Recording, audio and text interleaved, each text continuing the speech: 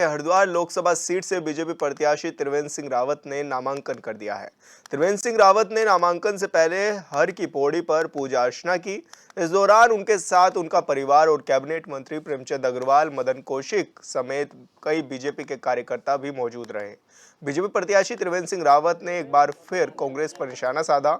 उन्होंने कहा कि इस बार चुनाव में दो विचारधाराओं की लड़ाई है। वहीं हरीश रावत के दावे फेल करते हुए त्रिवेंद्र सिंह रावत ने कहा कि 4 जून को पता चल जाएगा कि कौन दिवाली मनाता है और कौन होली।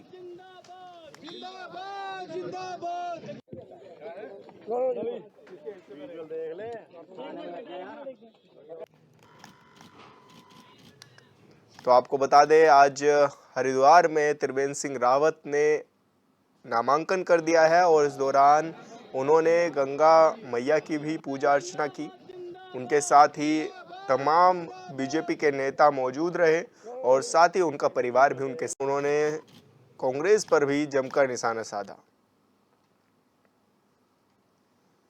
त्रिवेंद्र सिंह रावत के साथ कई बड़े चेहरे मौजूद रहे और आज उन्होंने गंगा मैया की भी पूजा अर्चना की है और साथ ही नामांकन भी दाखिल कर दिया है।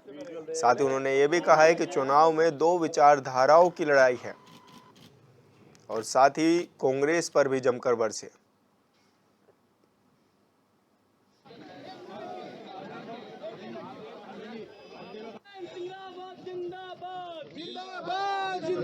मैं तो पहले तो सभी हरिद्वार लोकसभा के जो निवासी हैं, जो मतदाता हैं, उनको मैं बहुत बधाई और शुभकामनाएं देता हूं और ये भी कहना चाहता हूं कि मेरी ओर से हरिद्वार के विकास के लिए, इस लोकसभा के विकास के लिए कभी कोई कमी नहीं रहने दी जाएगी।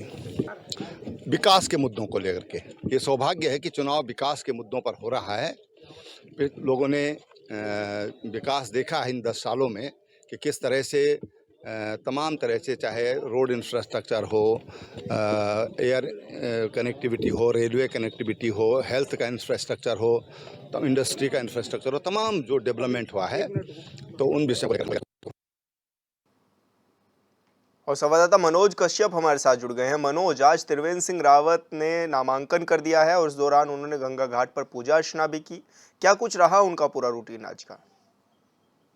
बिल्कुल, देखिए विशाल, भाजपा प्रत्याशी त्रिवेंद्र सिंह रावत के द्वारा आज नामांकन किया गया था। हालांकि जी। उससे बीते 2 दिन पहले ऑनलाइन माध्यम से जो नामांकन प्रक्रिया थी वो त्रिवेंद्र सिंह रावत के द्वारा पूरी कर ली गई थी, लेकिन आज फिजिकल माध्यम से नामांकन करने के लिए त्रिवेंद्र सिंह हरिद्वार पहुंचे। जिला मुख्यालय पर पहुंचकर त्रिवेंद्र सिंह रावत ने अपना नामांकन किया। हालांकि सबसे पहले सुबह की अगर हम बात करें तो सुबह सबसे पहले पूर्व मुख्यमंत्री त्रिवेंद्र सिंह रावत जो है हर की पौड़ी पर पहुंचे। यहाँ पहुंचकर उन्होंने गंगा माँ की पूजा अर्चना की और साथ में उनकी धर्मपत्नी और उनकी पुत्री भी साथ में शामिल हुई और साथ में साथ जो भारतीय जनता पार्टी के जो बड़े चेहरे थे वो भी इस दौरान शामिल हुए। उन्होंने बड़ी संख्या में मुख्यालय पर पहुंचकर नामांकन किया। हालांकि उन्होंने कांग्रेस के ऊपर निशाना भी साधा। उनका साफ तौर से कहना है कि यहाँ जिस तरीके से कांग्रेस कहीं न कहीं चुनाव से पिछड़ते नजर आ रही, क्योंकि विशाल हमने देखे कि लगातार जब यहाँ पे भारतीय जनता पार्टी ने अपने प्रत्याशी की घोषणा कर दी थी, उसके कई दिन बाद तक भी कांग्रेस हरिद्वार सीट से अपने प्रत्याशी की घोषणा नहीं कर पाई थी। हालांकि कई बार इस पे जो पार्टी के जो अन्य नेता थे वो हाईकमान की कांग्रेस की वो इस पर विचार कर रही थी। हालांकि अब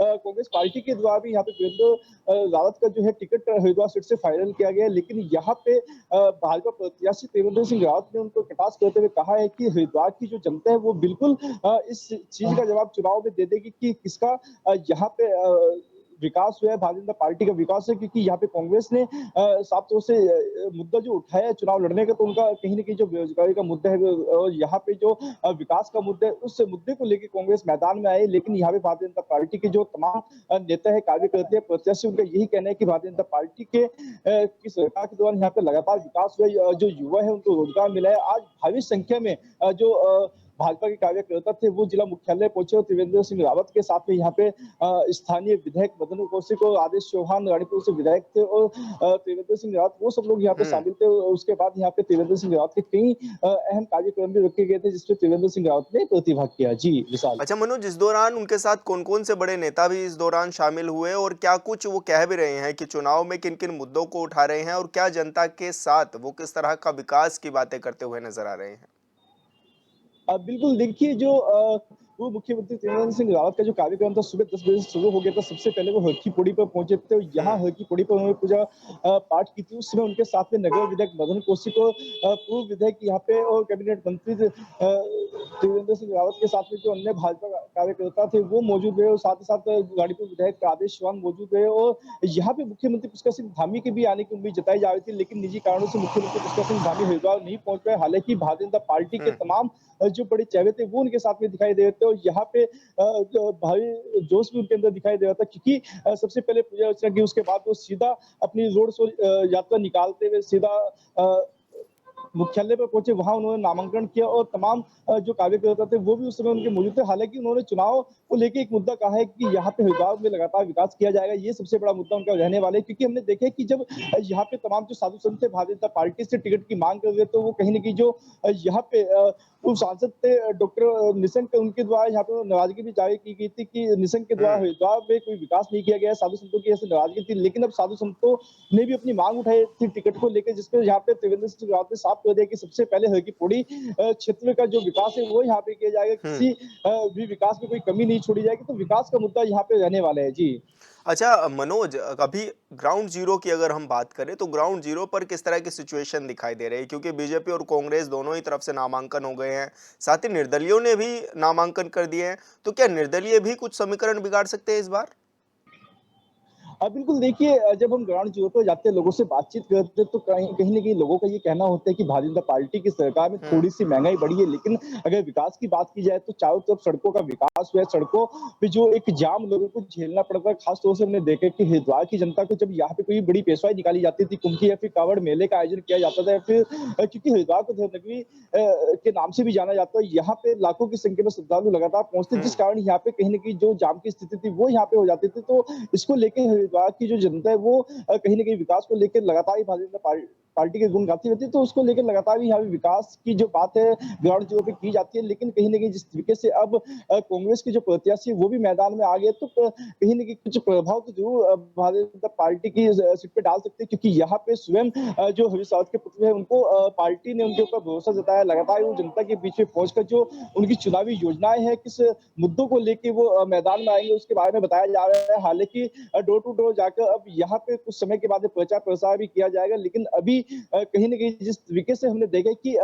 बसपा पार्टी की अगर बात कर ली जाए तो बसपा से यहाँ पे जो भावना पांडे थी उनके ऊपर पार्टी ने भरोसा जताया था। हालांकि उन्होंने पार्टी ज्वाइन की थी, लेकिन उसके तुरंत बाद ही एक दिन के बाद ही उन्होंने हम्म। पार्टी से इस्तीफा दे दिया और भारतीय जनता पार्टी में ज्वाइनिंग किया। उनका साफ तौर से कहना है कि क्योंकि अब वो त्रिवेंद्र सिंह रावत के साथ में रहकर हरिद्वार का विकास करना चाहते हैं, उनको सपोर्ट करेगी, तमाम अपने कार्यकर्ताओं के साथ में आज जो है भावना पांडे भी बीजेपी ज्वाइन करेगी जी। अच्छा मनोज, जिस तरह से देखा जा रहा है, क्योंकि हरिद्वार में सबसे ज्यादा ये देखा जा रहा है कि अलग अलग दलों के जो नेता हैं वो भाजपा से जुड़ते हुए नजर आ रहे हैं, तो क्या इससे भाजपा को बढ़त मिलने जा रही है?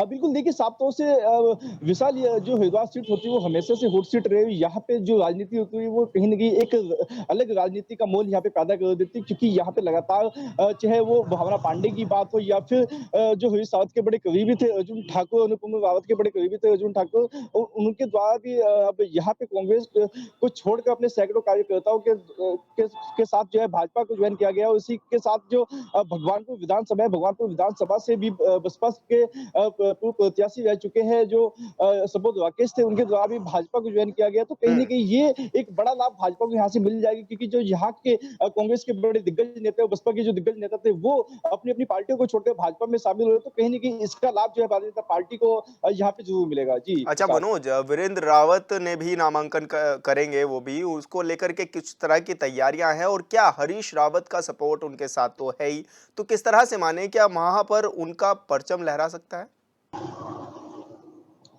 बिल्कुल देखिए, विशाल जब दिल्ली से जो है टिकट फाइनल हुआ था और दिल्ली से हरिद्वार की और जब वीरेंद्र रावत पहुंचे थे तो जगह जगह उनका स्वागत सम्मान किया गया। तो तमाम हम कह सकते हैं कि जो मुस्लिम वोटर थे वो सड़कों पे दिखाई दिए थे, उनका जगह जगह स्वागत सम्मान भी किया गया था और स्वयं हरीश रावत भी साथ में थे। और एक बड़ी रैली का आयोजन यहाँ पे किया गया था, नासन बॉर्डर से लेकर हरिद्वार हर की पौड़ी तक जगह जगह उनका स्वागत सम्मान किया गया। तो तमाम जो कांग्रेस के कार्यकर्ता थे वो भी उनके शामिल थे। तो काफी अच्छी हम कह सकते हैं कि रैली निकाली गई थी, काफी भीड़ भाड़ देखने के लिए मिल रही थी। लेकिन यहाँ पे जिस तरीके से जो कांग्रेस के दिग्गज नेता है वो भारतीय जनता पार्टी में ज्वाइन कर रहे हो, अपनी पार्टी कांग्रेस से इस्तीफा उन्होंने दिया, तो कहीं न कहीं इसका खामियाजा कांग्रेस को जरूर भुगतना पड़ सकता है। और जिस तरीके से पार्टी के जो बड़े कार्यकर्ता हैं उनके द्वारा आरोप भी लगाए जाते हैं कि यहाँ कांग्रेस के जो कार्यकर्ता हैं उनके साथ सौतेला व्यवहार किया जाता है, ऐसा एक आरोप जो अर्जुन ठाकुर उनके द्वारा लगाया गया, तो कहीं न कहीं पार्टी को उसका नुकसान जरूर भुगतना पड़ेगा। जी। क्या माने कांटे की टक्कर हो सकती है बीजेपी और कांग्रेस में इस बार?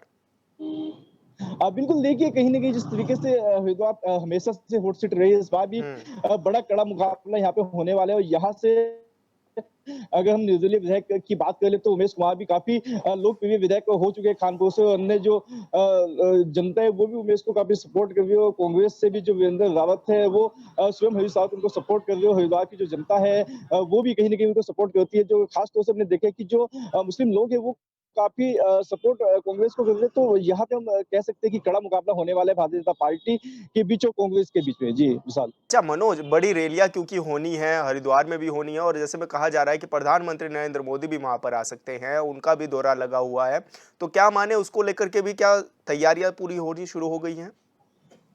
हाँ, बिल्कुल देखिए, लोकसभा सीट हरिद्वार से जो है बड़ा रैली यहाँ से निकलेगी। और कहीं न कहीं जिस तरीके से अभी उम्मीद जताई जा रही है कि देश के प्रधानमंत्री नरेंद्र मोदी यहाँ पे पहुँचेंगे और वो रैली को संबोधित करेंगे, और यहाँ पे उसको लेके भी भारतीय जनता पार्टी जो है अपनी तैयारी में जुटी हुई है। लेकिन हालाँकि अभी प्रधानमंत्री नरेंद्र मोदी का जो दौरा है वो बिल्कुल फाइनल यहाँ पे नहीं हुआ है। तो लेकिन कहीं न कहीं जो सूत्रों से हमें पता चला है विशाल, वो यहाँ पे नरेंद्र मोदी रैली को संबोधित करने के लिए पहुँचेंगे, जिसको लेके भारतीय जनता पार्टी अपनी तैयारी में जुटा हुआ है। हालाँकि भारतीय जनता पार्टी की जो तमाम युवा है, जो बूथ स्तर पर जो कमेटी बनाई गई है, वो लगातार ही जनता के बीच पहुंचती है, अपने जो विकास कार्य उनके बारे में बता रही है, किस तरीके से जो सरकार ने योजनाएं चलाई है उनके बारे में लोगों को बताया गया था। हालांकि अभी आचार संहिता लगी है, किसी तरह के यहाँ पे कोई प्रदर्शन या फिर कोई अन्य इन तमाम चीजों को बैन रखा गया है। लेकिन अब यहाँ पे हम्म। जब कुछ समय के बाद में प्रचार प्रसार को खोल दिया जाएगा, तो यहाँ पे भव्य तरीके से तमाम पार्टियों के द्वारा जो है अपने अपने जो दिग्गज नेता है वो मैदान में उतारे जाएंगे, प्रचार प्रसार उनसे कराया जाएगा। जी, बिल्कुल विशाल। मनोज, बहुत बहुत शुक्रिया आपका हमारे साथ जुड़ने के लिए।